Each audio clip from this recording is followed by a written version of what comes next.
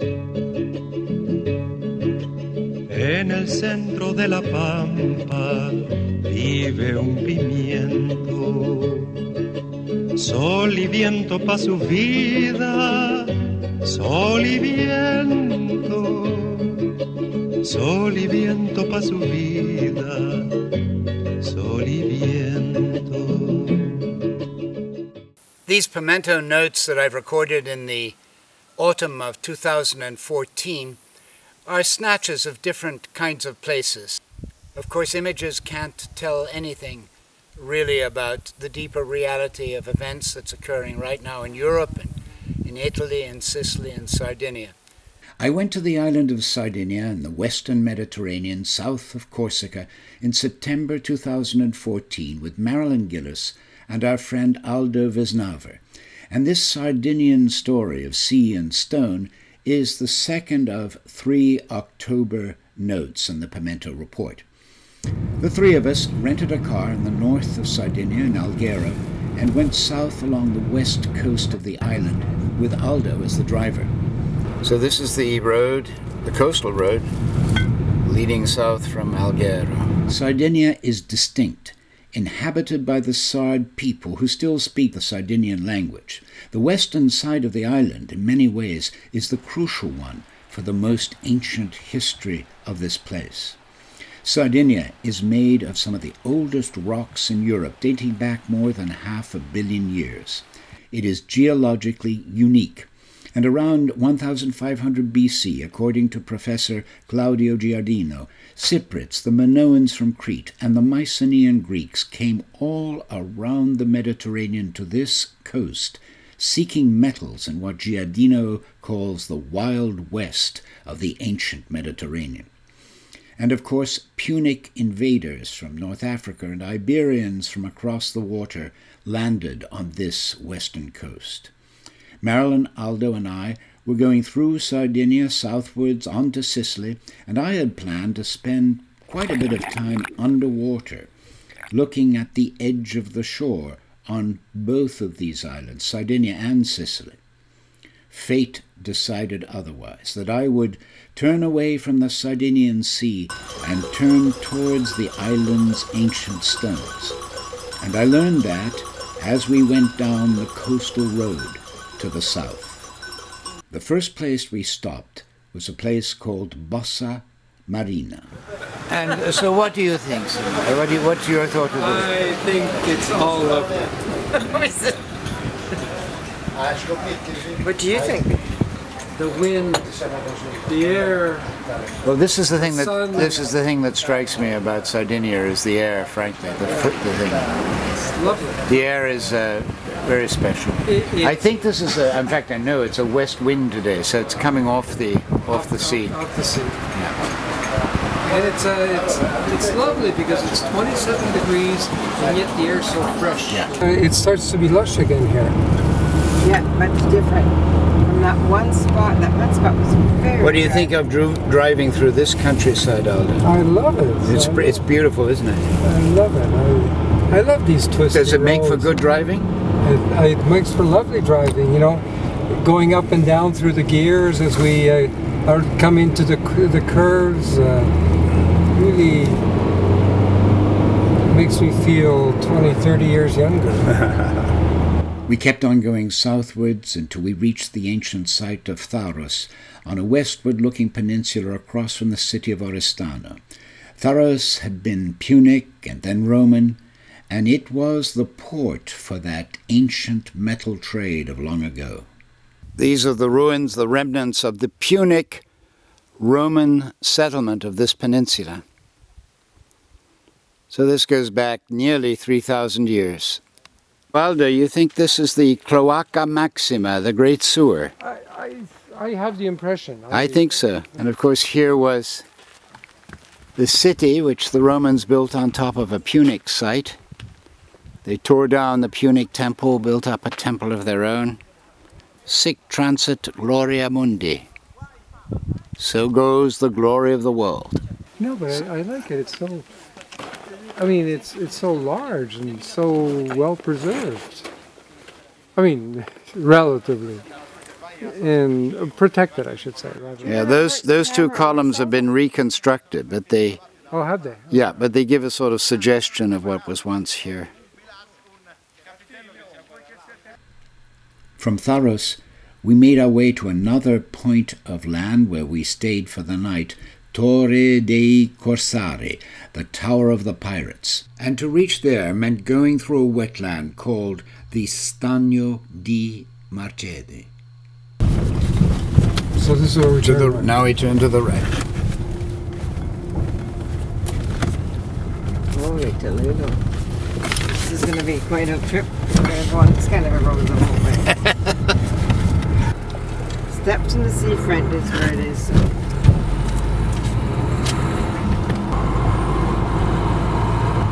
I must say, I'm happy that we took this road. Look at this. I mean, it's exciting. It's all different. It's nice. It's nice. Even those potholes, you know, being on farm roads, you know. It's lovely crossing this causeway. Look at that. It's very beautiful. Really nice. We might see this in the morning. Oh, let's hope this guy's knowing. Well, of course he's going to stop. He knows. These people know. Let's hope so. These people. Famous last words. It's beautiful. Yeah. Now you need the map to go to Torre Corset.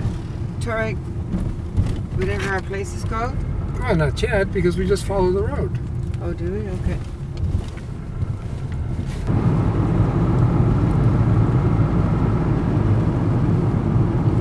Isn't this pretty? Look at this, guys. It's lovely. It's like Maybe another that's world, a over with the completely lights different on over world. there. Completely different over world. there.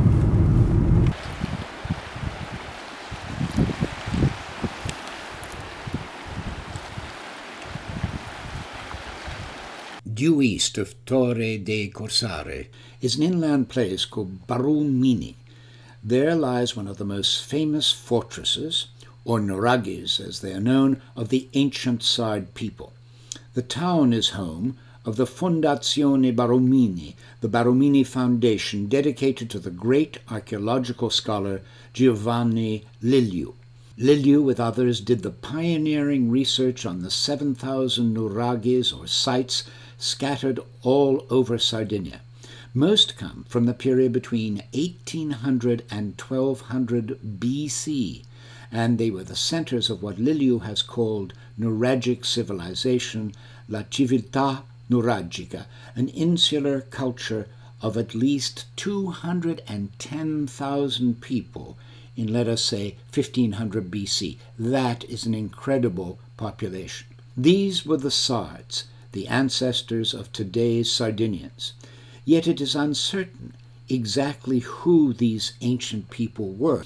Of course, Sardinians now are both islanders and Italian, but at the heart of the very strong Sard identity is a mystery, and that is what one feels at Barumini, looking at the ancient stone structures.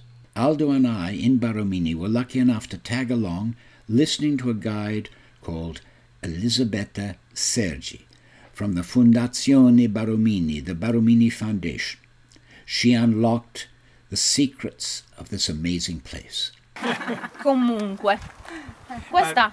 Una domanda, ma diciamo all'inizio proprio della storia del nuraghe, già si parlava di coltivazioni o era un raccogliere quello che la terra dava? No, si parla già di coltivazioni. Di agricoltura, per cui il grano, già... le granaglie, tutto questo c'è. Le piante che si conoscono già intorno al XV secolo sono il pero, la vite, che tanto si dice importata in Sardegna dai Fenici. Non è vero, quindi per chi è Pimento che è sardo, voi Sugan non ha, è il vino sardo, quale spagnolo? Paura delle cavallette è una macina e serviva per sfregare i cereali, abbiamo detto terre circostanti, tutte coltivate a grano, col grano si realizza la farina per realizzare diversi cibi cotti. Un forno che riscaldava le stanze, gli ambienti, che riscaldava cucinava, quindi serviva per cucinare i cibi e riscaldava l'acqua che veniva appositamente messa all'interno di questo grosso bacile in pietra incastonato tra la muratura. Scavo di Liliu, in questo spazio che dopo vi mostrerò, sono state ritrovate solo segni di granagli, resti di granagli che non sono semi. Realizzato Giovanni Liliu, l'archeologo calcolò 30 posti a sedere, quindi 30 erano le persone, forse gli anziani, quelli più saggi, partecipavano assieme al capo tribù che prendeva le decisioni appunto più importanti. Now Elisabetta is taking people into the site, into the inner sanctum, and she's explaining that here was a narrow opening with a kind of sentinel, and this was probably used for security, and there was a sort of door there. There was probably a sentinel on the inside as well, and that person would, it is thought, stand and wait for intruders and then hit them if they were considered dangerous with a large club called a zappa. It had a large stone on it, and it was used to hit anybody who was considered a threat.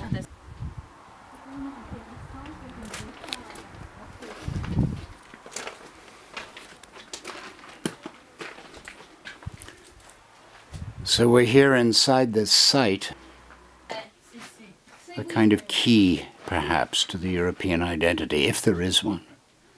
So this is a defensive tower, one of the principal ones of the whole structure. There you see the lookout from which the sentinel or sentinels would protect the tower. It only took one man to look through these windows and carry out that function. Now we're going up to the top of this amazing structure which had a religious, political, and military significance. So now we're going to go up to the top. Here we go. From the top of the complex you can look out over this beautiful basin or plain which from time immemorial, according to Giovanni Liliu, has been dedicated to the cultivation of grains. When you go back down from the top of the complex of Barumini, you enter a series of windowless chambers. They're for religious ritual, for water management, and there's even a cold room that was used for the storage of perishables. Durante lo scavo archeologico in questo nuraghe è stata trovata ceramica micenea, quindi testimonianza di scambi commerciali. In one of these chambers, Aldo Vesnaver asked Elisabetta Sergi a question. Il capo tribù, c'era altra organizzazione sopra il capo tribù, entro i capi? No. No. Allora erano indipendenti. Però si facevano, ovviamente sempre ipotizzando, degli incontri tra capi tribù. C'era un capo in questo nuraghe di Barumini, molto grande, quindi si ipotizza che Barumini fosse la capitale di un cantone. Aldo and Maryland and I left Barumini and then departed from Sardinia for Sicily. And Sicily will be the subject of the last of these October notes, Pimento Report number 87.